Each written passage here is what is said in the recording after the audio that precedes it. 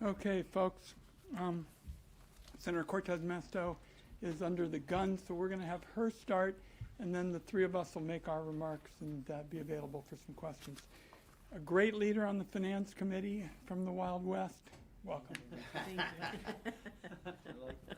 Thank you, Senator Wyden. I'd have to thank you for being a champion, always, for lowering costs for families and really for bringing this important issue into the spotlight. When I talk to Nevadans back home and when I meet with them here in Washington, one of the most important issues I hear is about the high cost of prescription drugs. It's still there. Americans across this country are being forced to choose between getting the medication they need, paying their utility bills, or putting food on the table. That's absolutely outrageous. I also appreciate my colleagues who are with me, because this has been our fight, is to really focus on the needs of the American families and individuals who are suffering right now. How do we help them? How do we lower costs? Healthcare is one way to do it. I do want to add something that I don't think should be overlooked, which is that yesterday we passed major reforms for pharmacy benefit managers through Congress. This is a lot of legislation that we worked on together. That means more transparency and accountability for PBMs, including making sure they're disclosing what they're doing behind the scenes that drive costs up for seniors with Medicare. This is not a new issue, but it's something that, again, Democrats have been working on. And if we put our minds together and actually work towards solving the problems of the American public, we know we can get it done. What we are talking about today is not really a new issue, but what's different now is that while congressional Democrats have a proven record of bringing down prescription drug prices, the current administration is refusing to work with us to continue lowering those costs for families. In fact, they are actually helping Big Pharma raise drug prices. When we passed the Inflation Reduction Act in 2022, we brought Big Pharma to the negotiating table for the first time. We said we were going to do that, and Democrats, we did. Something seniors and families have been wanting for decades. I will tell you, coming from Nevada, it was one of the number one things I was hearing. And it was the first time as Democrats in control that we were able to really force a discussion about why Medicare should be able to negotiate these drugs. And it is about lowering costs for so many seniors. It is expensive for them.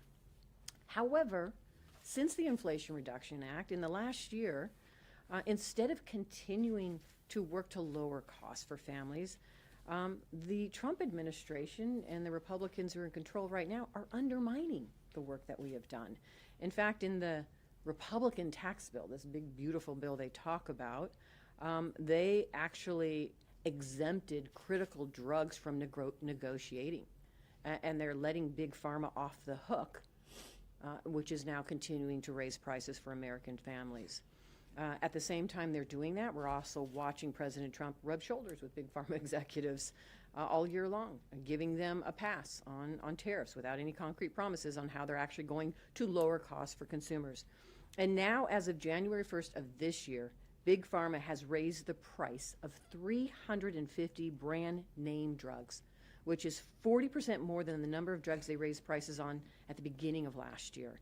It really is unconscionable that this president who claims on day one that he was going to lower costs for so many Americans is doing just the opposite. People are fed up. We are hearing it from them. That's why we sent a Dear Colleague letter yesterday outlining the steps that Democrats are taking and will continue to take to start and continue this process of making health care more affordable in this country. It includes a plan to reduce the price manufacturers charge for drugs, lower the out-of-pocket cost of medication, and restore American medical innovation. I cannot thank Senator Wyden enough for taking the lead and always taking the lead on these issues and working to get the job done. It's not only the fact that he has the ideas and we work together to draft the legislation, but we get it passed. And we actually show and have proven as Democrats in control how we can work together to lower healthcare costs in this country, and I thank you for that. I thank my colleagues for the inflationary introduction.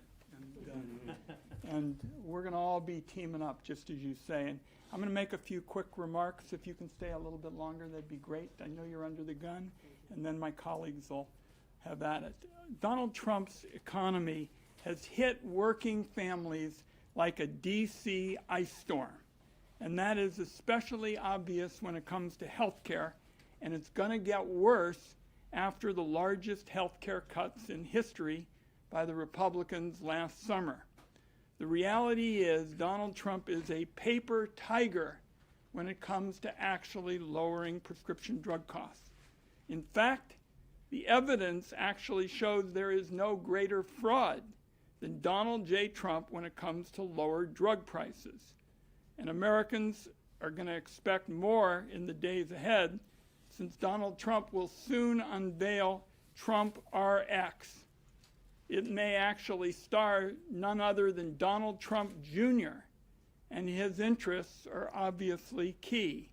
That ought to tell every American familiar with the Trump record that all roads in Trump RX are going to lead to money in the Trump pocket. Past Trump family endeavors ensure one priority. The Trump family comes first, and then everybody else brings up the rear. So no matter how the president is going to spin it, Trump RX is nothing more than a glorified coupon book designed to enrich his family. And if you want further examples of it, look no further than his cryptocurrency family project, which essentially operates as a vending machine for well-heeled billionaires and foreign actors. The fact is, and my colleague touched on it, Donald Trump has spent all year hosting big pharma CEOs in the Oval Office. There he makes grandiose claims about big deals that are going to lower prices. So, a little bit of additional evidence last month. 948 drugs saw their price increase faster than inflation. Let me just repeat that number. 948 drugs saw their price increase faster than inflation, according to the research firm 46 Brooklyn.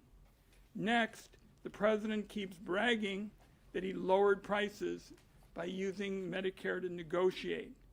The reality is, missing from his last choices for negotiation were two of the top cancer-selling drugs in the world, including Keytruda, the biggest selling drug in the world, which topped $30 billion in sales in 2025 alone. So people ask me at my town meetings, how did that happen? Well, the Republican bill, the big ugly, exempted many expensive drugs, including Keytruda, from Medicare negotiation. So what does that mean across America and Arizona and New England, across the land? Cancer patients are going to suffer as a result of their inability to afford these medicines. Who wanted that? Actually, Big Pharma. They asked, and Trump and Republicans delivered it for them instead of helping cancer patients. Democrats now, and I want to drive this point home as we begin to go to my colleagues, we will work with anybody who wants to work constructively to lower drug prices. Unfortunately, for all the happy talk from the other side, we really haven't gotten much of a coalition. But we're taking steps to actually lower prices. Democrats created a $2,100 cap for what seniors pay for prescription drugs at the pharmacy. We capped the cost of insulin at $35. And finally, we broke Big Pharma's decades-long blockade against Medicare negotiations. This was the longest-running battle since the Trojan War. I was involved in it as a young member of the House of Representatives. It's gone on and on. We broke that gridlock. So, our doors are wide open to anybody who wants to take the bold step towards lowering drug costs in the future. So let me touch on a couple of points in terms of what we're going to do going forward. First, we're going to supercharge the Medicare negotiations. We can deliver more savings to Americans with private health insurance and make our prices competitive around the world. Second, we're really going to go after middlemen. And I will tell you, I think this is an enormously important issue. We're going to spend this year about $5.4 trillion on health care, and close to 50% of it goes to middlemen. These are distributors, suppliers, all these people who really are pretty removed from patients. So we're going to zero in on that because patients and taxpayers deserve additional help with health care, not lobbyists and people who are looking to enrich the middlemen. And we're going to make sure that middlemen have nowhere to hide from this shameless profiteering. Finally, we want to make sure that Trump and RFK, in the chaos that we're seeing affect the research and science community, see that we're going to come back with some practical suggestions to move forward. This country has a history of moving forward in terms of science and innovation, and that's what RFK and Donald Trump are doing by derailing smart investments like we've had for decades. So lots to do. That's what the agenda looks like in terms of making a start. But in addition to big pharma, we're going to tackle big insurance. And as I mentioned, I think you're going to be struck by how much inefficiency is out there in that $5.4 trillion that goes to the middlemen. Let's go with Senator Welch, and then my friend from the West will back us up at the end with a spellbinding speech. Thank you very much. Thank you very much, Senator Wyden. There is a real crisis of affordability in this country. People can't afford their bills. And one of the areas where it is really acute is healthcare. And the direction of the administration is to add additional expense to families that have no way of affording it. And you've seen 15 million people are going to lose their health care under one big, beautiful bill. That is going to put enormous pressure on our community hospitals. It's going to result in cost shifts to folks who have employer-sponsored health care. We have the collapse of the premium tax credits. A farmer who was a Trump supporter in Vermont called me up and said, Peter, don't worry about my health care. I'm not going to be able to have it anymore because his premium is going from $900 to $3,200. And then, of course, the question of prescription drugs and how much they cost has been something that the president has talked about since his first term. And what he does understand about that is that it's a really resonant issue because people in this country are paying 5, 6, or 7 times for the same prescription drug here than they're paying in Europe or in Canada. So he talks about it aggressively and assertively. But what he has not done is do anything about it. In his first term, in the spring of his first term, in 2017, I met with him in the Oval Office with Elijah Cummings, where we were talking about price negotiation. He was for it. He started talking about reference pricing, which is where we would get basically the same price as our competitor countries. But nothing has happened, all right? What Senator Wyden said about price negotiation, that is key. We're one of only 2 countries in the world where our government does not stand up for consumers and fight for fair prices. That's wrong. So price negotiation, we have to double down on. It works. Number 2, if he wants to do reference pricing, we're ready to do it. But what has happened is that the administration has worked out deals with the pharma companies. Their profits have never been higher. Their executive compensation has never been higher. And then with his arbitrary imposition of tariffs, he makes some deal where, quote, the tariff that shouldn't be on in the first place is exempted, so the pharma companies get to sustain their big price increases. You know, the bottom line is the prices have to come down because they are not justified by any rationale in their imposing incredible expense on families, on our businesses that are buying employer-sponsored health care, and also on our taxpayers in the Medicaid and Medicare program. And that's got to be exposed, that the president, yes, he talks about it, but he has not delivered anything when it comes to bringing prices down. And the tools that are there that we're pushing for work. It is price negotiation. It is even reference pricing, something he talks about but never does. It is going after the middleman in these distribution mechanisms where people have no clue as to what the actual price is. And it is in research and development. What the pharma companies accuse us of doing is threatening research and development. We're all for it. And you can't have that when you slash the budget, as RFK Jr. has done, in NIH. So on a full frontal assault, we're going to do everything we can to bring prices down, use the tools that we know work, and to support continued efforts for research and development to give the benefit of people affordable, life-saving, and pain-relieving medication. Thank you. Thank you, Senator Welsh. And apropos of introducing my colleague from the West, Senator Gallego, I want to just say I've been working on these issues since my days with the Gray Panthers.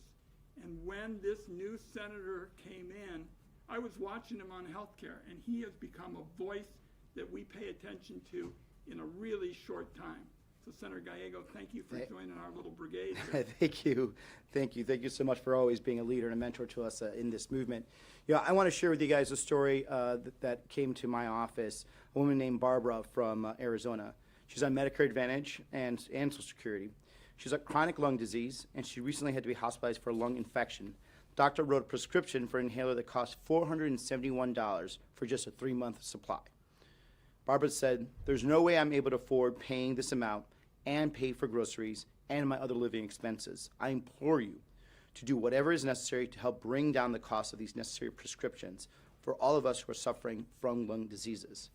Barbara and so many others are the result of our broken healthcare system. When Big Pharma gets richer off the backs of a grandmother struggling to pay for cancer medication, that system is broken. And this is what we're all here about. Big Pharma execs are sitting in their fancy corner offices profiting off the sick, working class Americans right now that are just trying to make it. I hear it everywhere I go, people working harder than ever and still falling further and further behind. Prescription drug costs eat away at paychecks. Healthcare costs keep taking a bigger and bigger bite of every family budget. Instead of helping, Donald Trump is making it worse. He talks a big game about lowering drug prices, but when it mattered, he sided with Big Pharma. He made it harder for Medicare to negotiate. He cut Medicaid, and he raised ACA premiums. And that's the pattern we're seeing over and over again. A lot of noise, a lot of performance, but families are still left and screwed in the end. 2/3 of Americans say that prescription costs are a financial burden for them. 10% say it is a catastrophic burden. My mom was one of those people. My whole family was one of those people. We had to struggle for every dollar we could. And I remember growing up, just after we went to bed, hearing her crying in the middle of the night with all the stress of just trying to make ends meet. I remember her every day trying to figure out how to make that dollar stretch. Now imagine adding the burden of trying to make life-saving pharmaceuticals as part of your budget. Are you going to turn off the electricity? Are you going to pay the rent? Or are you going to pay for that life-saving pharmaceutical for you, your child, or your loved one? And if you are sick, God bless, it only gets worse. You know, things are really expensive, food, lunch, paying electricity bill, paying the heating bill, and now we are letting the richest industry in the world, pharma, continue to basically plunder the middle class checking accounts. So we're here to say this very clearly. We're not going to accept in America where millions of families live in that fear, in that world. Nobody should have to choose between a prescription or making rent. That is not the country we want. We need to be on the side of working people. So where does this look like? What does that look like? Where do we go from here? First, we have to lower the prices manufacturers charge for drugs. We need to strengthen Medicare's power to negotiate drug prices, which we did in the past, but we need to bring that back, because when Medicare negotiates, America wins. And most Americans, Democrats, Republicans, and independents, support this idea. But lowering the list price is a start. What matters, though, is what are people paying at the till, at the pharmacy counter. And that's step 2. And that means taking on the middlemen who profit when prices get high, and making sure that savings Medicare negotiates actually reach the patient, not just the executives. This is why I'm working with my colleagues to build the next generation of drug pricing reform. So savings aren't just theoretical, and they aren't just delayed, but they show up where they matter, immediately in the pocketbooks of American families. We can do this without stifling innovation. We can do it in a way that still delivers world-class treatments, so grandmothers, children, and working families get the care they need without being pushed into bankruptcy just to survive. That balance doesn't happen by accident. It happens when government is willing to fight and win for the people it serves. And that's exactly what we intend to do. We're going to fight and fight hard for a healthcare system that does what Donald Trump never did, actually lower costs for working families here in America. Thank you. If my mother was alive, she'd ask me, what do you think of these folks? Can you stay for a question or two? Sure. And I would just tell her, Mom, I'm running with the right crowd. These are folks who really get it. I mean, if you want to take on the middlemen, and all three of us mentioned that, you're going up against some serious lobbies, and we're serious because that's what you need to get relief to the patients and taxpayers. Questions? Yeah. Let's ask about middlemen. You just passed this PBM legislation, but the insurers were up on the Hill about a week and a half ago. More questions came up about group purchasing organizations. House members who sponsored the PBM legislation there were saying we got to do a lot more. So I'm wondering if you agree with them, if things like GPOs need to be gone after, if you have some other aspects of that business. We're not taking anything off the table today in the effort to deal with this. Because literally, the latest numbers that I've seen is in America, we're going to spend $5.4 trillion this year on health care.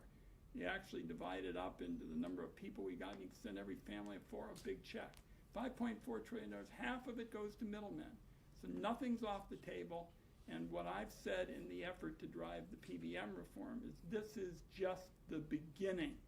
And that's why we wanted to come today while it was fresh in people's mind and say, you're going to see us go after a lot of other distributors and suppliers and people who are just eating a big chunk of tax and seniors' money.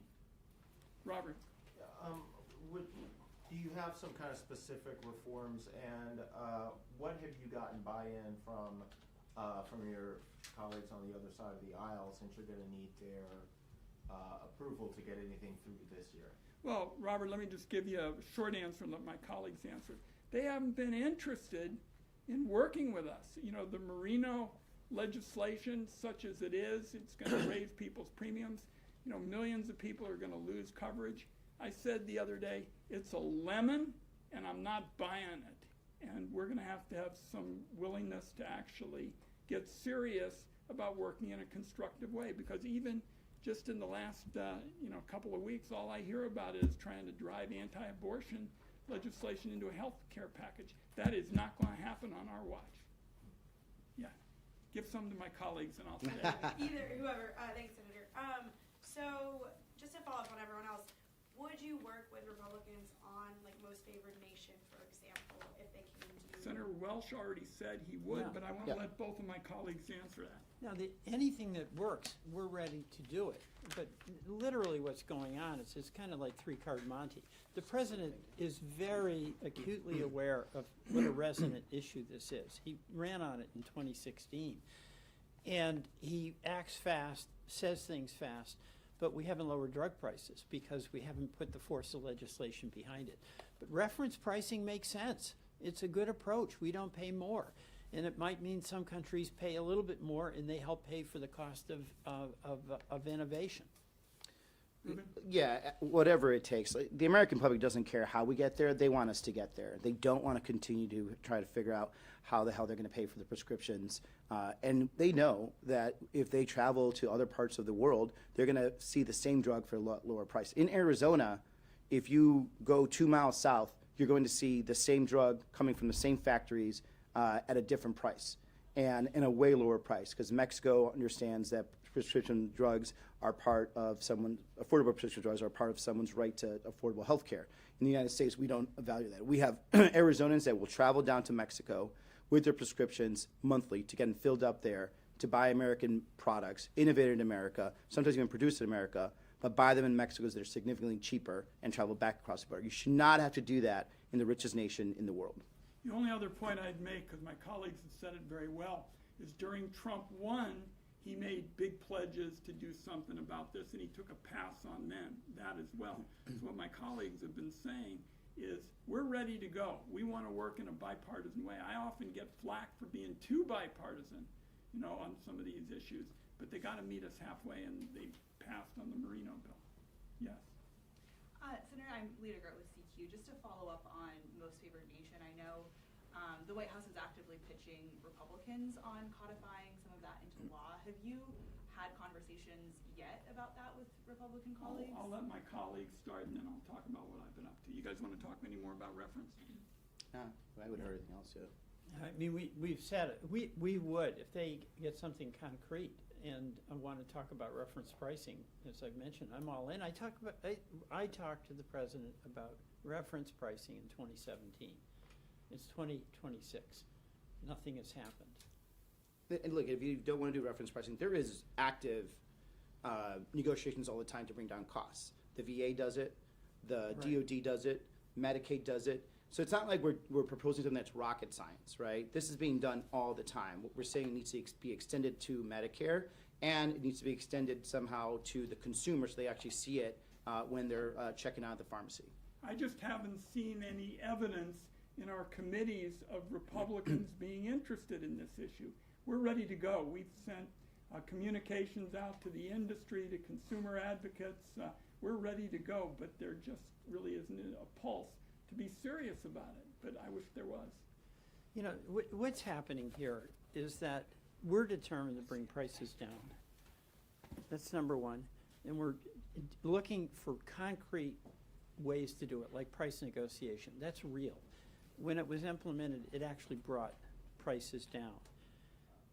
The Trump administration is handling this like a PR problem. They've got to keep moving, they've got to keep talking, they've got to keep proposing, but they're not doing. The prices have not come down. And the pressure on folks trying to afford health care is intensified, partly because the pharmaceutical prices continuing to escalate, and then partly because of these reductions in the affordable care, the tax credits that help folks buy health care, and of course the 15 million folks who are going to lose health care. So there's real action on the Republican side, but it's all about actions that are increasing the cost of health care, partly because of prescription drugs, but other actions as well. So it's a PR issue for them, where they have to be appearing to respond to public concern, but they're not doing it in a concrete way that results in lower cost. Let me give you one last example. You probably saw all the coverage for them taking on the big insurance companies. Well, I haven't seen any evidence of doing that, so I made them an offer, a concrete offer. I said there is only one tough bill on the books today to regulate private insurance, and I'm the author of it. It's a bill that says that for the policies to fill in the gaps in Medicare, what's called Medigap coverage, you can't rip seniors off. They used to get ripped off with 10, 12, 14 policies. I went and talked to senior Republicans when I was a young member of Congress. We got it passed. Now there are only 4 or 5 major policies. They're uniform, they're standardized. The groups can live with it, and the seniors can live with it, and business says this is fair. They didn't pick up even on that. So I've made them a significant offer to use a model that has worked in terms of taxpayers and consumers. They took a complete pass on it. Anybody else? And I'll stick around. And do you have to go? Can you stay? I can say a few Great. words. Yes. I guess Zach Brennan from Endpoints News. Can you say anything? Have you read any of the MFN deals between the 16 companies so far and the Trump administration? Is there any push to publicize those deals? And I guess Answer yes. so- We've inquired formally on a number of aspects to it, and I expect we'll have something to say about it pretty soon. And Senator Welch, Yeah. you've co-sponsored legislation, bipartisan legislation on MFN. Is there any effort there to kind of push these deals into a more bipartisan way so that you guys can work together? Well, bottom line, we can't get something done if it's not bipartisan, all right? But but what I'm seeing, and this is with the Trump behavior as well, it's what I said, it's being managed as a PR problem. You know, MFN is simple. There's nothing complicated about it, and that is there's an average price that we all pay. It's really simple and elegant. It's not hard to write up the legislation for that, but the pharma companies are adamantly opposed to it, and they have a lot of influence with many members of the U.S. Senate, particularly on the Republican side. That's just the reality. Price negotiation is, you know, it's been called, quote, price fixing. There is price fixing. It's done by pharma. We're one of only 2 governments in the entire world where the government stands aside, puts blinders on, and doesn't act on behalf of consumers to protect them against price gouging. I mean, it's shocking how bad it is and how non-protective the government is of its citizens. We just stand aside. So the price negotiation, reference pricing, is very, very simple. A lot of talk about it. As I mentioned, 2017, I was in the Oval Office with Elijah Cummings and the president. He gets it, but does not put the political weight of his administration and his person behind getting it done. I've got a zip. Yep. Thank you. You want to walk with us? I just have a quick question. Are you gonna be releasing legislative text